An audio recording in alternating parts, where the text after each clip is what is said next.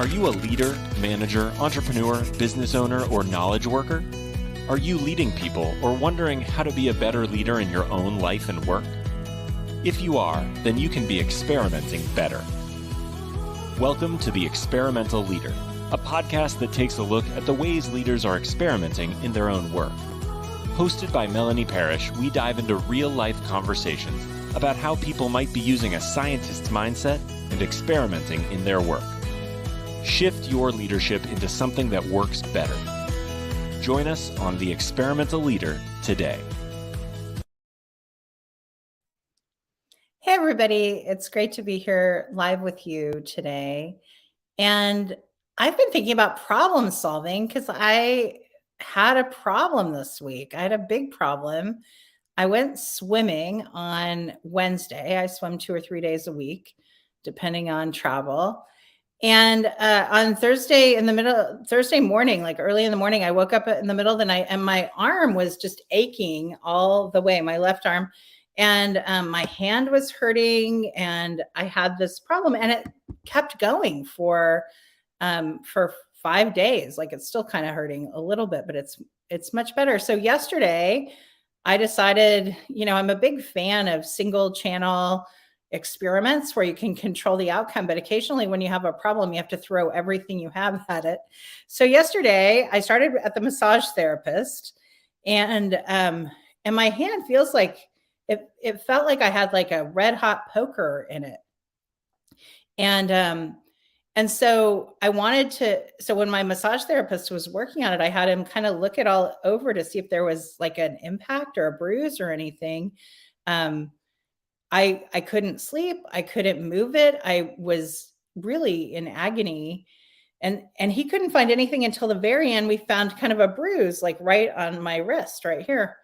And then I went to the doctor. I got an emergency appointment at the doctor and he did like a full neurological exam and everything was fine except this one bruise.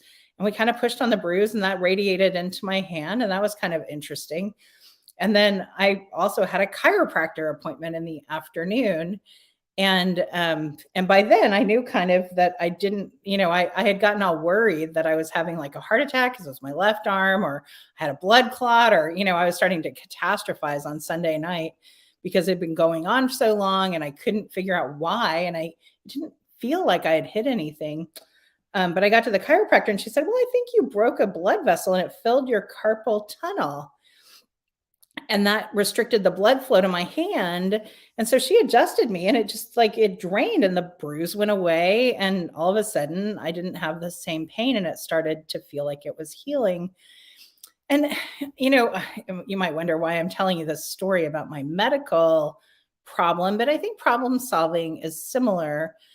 And what I thought was interesting was that I got feedback from lots of different people and each one took my problem solving further. And I was so grateful. All this happened yesterday. And I was so grateful that each person was a piece in the puzzle. And each person, no one in the day went, oh, well, you shouldn't have seen your doctor or you shouldn't have gone to the massage therapist.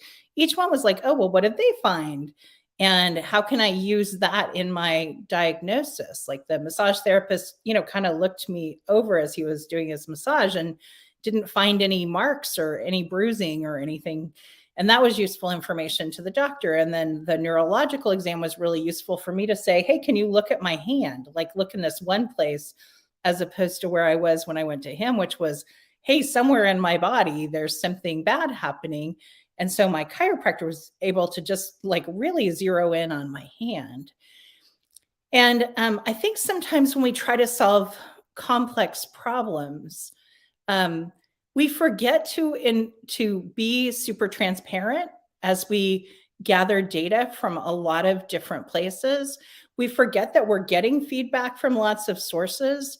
And I just thought this was a really interesting example of having good feedback loops, good partnerships. Every single partner in this problem was a longtime partner who was willing to talk to me and take the time to be a good partner. And that was really helpful to me. And they also listened to me very carefully and took me really seriously. even though this was a health problem, it could have been a work problem. And I have those partnerships at work as well. And so I thought this was just a really good example of how, when we have an important problem, sometimes we don't have the benefit of doing slow single channel experiments. We have to slowly throw everything at it. But we can be very systematic in our problem solving. So I'm just curious about where you have a problem that you want to bring a bunch of people in, or you want to have a lot of deep conversations so that you can move your problem to a new state to work on. And I am super excited about our guest today. Today, we welcome award-winning author and global operations leader, George Murray. George inspires business owners and professionals to go from where they are today to where they want to be tomorrow. He has a book that's coming out this summer called Book, Engage, and Retain. And his challenge for the week is, how can you ignite the people around you? Oh, sorry. Yeah. And so anyway, we are super excited to have George. His previous book is called Hired: Cut Your Career Search Time in Half. And I am super excited to be here. Welcome to the show, George. Hey, thank you for having me. Yeah, it's great to have you here. So tell us what you're up to as a leader these days. Well, I think like most leaders, our biggest challenge right now is trying to retain our workforce, right? With all the options and opportunities that employees have out there, it's critical for businesses to have a good strategy and plan to not only ignite the workforce, but engage them, even if they're in a hybrid workforce, and more importantly, retain them. What do you think is hard about engagement right now? Well, I think the last couple of years given a lot of people the opportunity to really self-reflect. Hey, am I on the right road? And if businesses aren't really connected to their employees, given the whole hybrid and working from home aspect, there's a big disconnect. And so leaders need to get out of the office and get off of the Zooms and really get back and engage with their workforces. So you think that we're headed on a path back into the office? I think for at least a percentage wise, I think businesses have really been proven, even the ones that were adamant of not working from home have really been forced to kind of conform or perish. Mm-hmm. Well, I think it's part of the problem with the restaurant industry. People went, Yeah.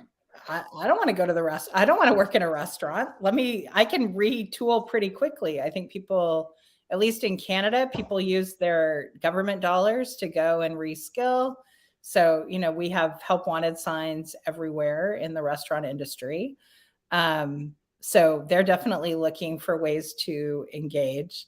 I think, and I have people I've had guests who come on and are saying, this is the new way, the online workplace is the new reality. I hear people saying, I'd like to be back in the workforce. I have clients who are grappling with workers who don't want to work, but they're also not working from home. So, I'm curious about, what do people do to become successful at today's environment? Well, even with the retail and the food industries, right? You talk to the people that you go to, the restaurants that you go to and frequent, there's definitely people that have been there 15 plus years, right? Even after post pandemic. And the critical piece in all of it is the manager, right? Their manager's engaged. They're thinking of them. They help them. How many, the good restaurants that you go to that have that environment where the managers are coming and checking up on you as well as the employees. And that's the feedback you're getting, right? Is because they're out there in the trenches with the folks, listening, observing, and helping, not barking orders. Yeah, I think that's very true. So how do we, I've got a small team. We're remote. How do I engage them? How do I make their lives better? how do we create a better sense of team? Well, here's an example. I was working with a client, CHRO, Chief Human Resources Office, and she was having some challenge as well in that hybrid workforce, and was really concerned that she was probably potentially going to lose some key assets, the employees themselves. And just talking with her, realized that we self-realized that some of the folks she wasn't really paying in the market, so she Mm, was leaving the opportunity open for others to come in and really take their best talent. The second thing was engaging the people, not just on the overall term Zoom meetings, but one-on-ones, right? Just having, hey, checking in, how are things going? Is there anything I can help you with? But then the third thing was is that, I said, when's the last time you've had a team meeting, right? To kind of identify how the strategy is going, what are the challenges? Oh yeah, we had one last week. I says, and I'm assuming that in the traditional brick and mortar, you brought in lunch. Yes. I said, well, what about the folks that were remote? Did you send a DoorDash to them? Well, I didn't really think of it that way. I said, it's those little things that really resonate with the people that say, I feel involved, because you're forcing those people not to only be ready for the meeting and prepare, but also they have to cook and prepare while the others just kind of showed up. yeah, it's there. I've heard all sorts of interesting strategies, and I'll also point out that the data shows that you can use money, like you can use money for retention. If you're underpaying, then that's the first box you need to check off. You want to fix that in Yeah. your workplace, but you can't use money for retention once you get to you're paying fair market Fair market value. value, After that, you can't use money to retain. Unless you use kind of crazy amounts of money. yeah. Um, Well, I, that's a short-term motivation. it's a very short-term motivation. I had a guy I knew who used to call it mafia money. You can use mafia money for some time, but it doesn't create engagement at all. It just creates a sense of kind of crazy. Um, and I've heard different strategies. I heard from one guy who wanted to have people want to come in, who started ordering really great lunch in person. and so, for people who have the option to come in who are opting out, you can use it as an incentive. He didn't want to compel them to stay home, but for teams that are actually in remote locations on purpose, then I think the DoorDash or Uber Eats or whatever, however you get your food delivered, is a really great way to say, I care for you. Absolutely. But it doesn't have to spend a lot of money. I think, with all this technology, we've got all these reviews and everything that are totally online. There's really lack of that human connection, right? So if you have leaders that intentionally are having those one-on-ones to say, hey, what's going well, kind of recognize that. What's not going so well, how can I help you? And then you're providing that path for their success. They're more willing to lean in versus kind of opt out. Mhm. Yeah, I think those are interesting things, and I think that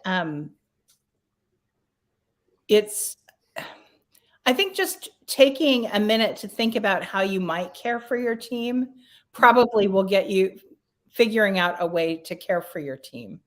I've noticed we were in a period on our little team of running really hard for a long time. And every meeting was, I often use a productivity positivity scale. Every meeting was super productive. And then all of a sudden we got to this place where we didn't have anything to run toward. We could have canceled all those meetings, but instead we just started talking about our families. Mm, And yep. and at one point I was like, gosh, these are kind of expensive. And I was like, they're not. Like, we need these so that when we run hard again, you know, we have this foundation. We know each other, we care for each other. So I think there's balance. I think that's in there as well. Yeah, leaders, I mean, have really kind of morphed, right? That you've really got to be part psychologist, part motivational speaker, because there's times when people are down, and it's part of your responsibility to lift them up, reach down and pick them up. Mhm. What do you do if a team is having problems? If you need to course correct with a team, how do you handle that? Well, I think the first thing, and this is kind of something my father said early on in my life that doesn't resonate until I got much older, was God gave you two ears and one mouth for a reason. listen twice as much as you speak. So I think going in and understanding, hey, asking open-ended questions, right? And saying, what are the challenges? They're not going to ask, they're not going to open up. But I think as you probe those questions and really get a sense of commonality, then you start to get that information to flow, and then communicate that, hey, these are the 2, 3 things I've heard that are really resonating with all, and that we're going to focus on these things together. Mm. Well, and I noticed that a question that I use a lot in my life, with my team, with others, if I notice, gosh, people aren't where they said they'd be. Like, hey, I noticed you're not where you said you'd be. Are you okay? Because often they're just not. Like, oh, I'm sick. The dog, my dog got hit by a car. Like, I mean, bad things happen in people's lives. And then you go, oh, and if you jump to a conclusion, and I've had people jump to conclusions with me, it feels really bad when people jump to a conclusion like, right, oh, you screwed up. Well, I didn't really screw up. I was doing the best I could. And you jumping to a conclusion just really hurts our relationship. Yeah. It doesn't really change the fact that I was doing the best I could. I couldn't have done any better, even if you wanted me to. So those are interesting things. And I'm curious, you're a leader. You lead your own business, your own work. What do you do for self-care for yourself? I think really it's important, to start off your day strong.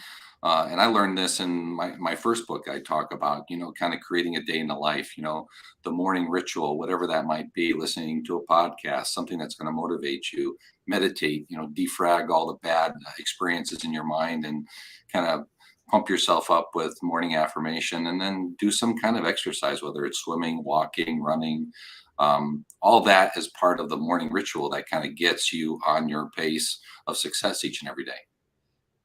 Cool. And can you give us, your book is, the first one is Hired. Yeah, the first one is Hired, Cut Your Career Search Time in Half. And it basically, one of the things I find I'm writing about are the gaps. This was gap in career transition for me because I was first time I was in career transition. And so I found best ways through a lot of networking to create a good process that each and every time thereafter, I've cut my career search time in half. And it's all about a process and evaluating over a period of time. And then, of course, the second book that's coming out in June, I'm really excited about. It's really helping business leaders and businesses really ignite a workforce, engage their teams, whether even if it's in a hybrid or work from home atmosphere. How do you engage those folks so that they're part of the team and they feel a part of the team? And then finally, retaining the talent. I mean, it's a talent war out there. So you've got to do all kinds of things. And a lot of the things that are in the book are very simple things, right? How do you win the talent? Like, I feel like that's like a talent game right now. Like what, like it's like you're playing the talent Olympics when you even go into a search. Like, it's crazy out there. If you're not fast, first to the offer, somebody may have accepted another position. I've heard all sorts of stories where people are like, our HR just didn't get the offer out and they were gone. Like, we're never going to get anybody because anybody who's left by the time our offer goes out is somebody we don't want. It's what else do you think is a part of this current environment right now? Well, in the new book coming out, it tells about, there's certain things like you just stated, that hiring process really has to be quick and swift, right? If you want to get the best talent. You can't, I've been in my own interviewing processes that go on 4 or 5 months. That's not going to cut it anymore, right? And retaining the first couple of weeks, that onboarding process is so critical. Hey, set the expectations. Make sure you're there. You're a lifeline to help them be successful in their new role, right? Well, and I'll put in a pitch for coaching. Anybody who's taking a high level, especially tech job right now, your first 90 days, you should have a coach. And if you're hiring somebody into your organization, having an executive coach to help them understand your culture is a really good idea. In that first 90 days, like, it's so important. It's so important that people have somebody to talk to that isn't their boss about the challenges that they're facing. Yeah. It just helps everybody succeed. And searches are so expensive for everybody. Agreed. Yeah. Where can people find you, George? They can go on my website, georgeclaystonmurray.com.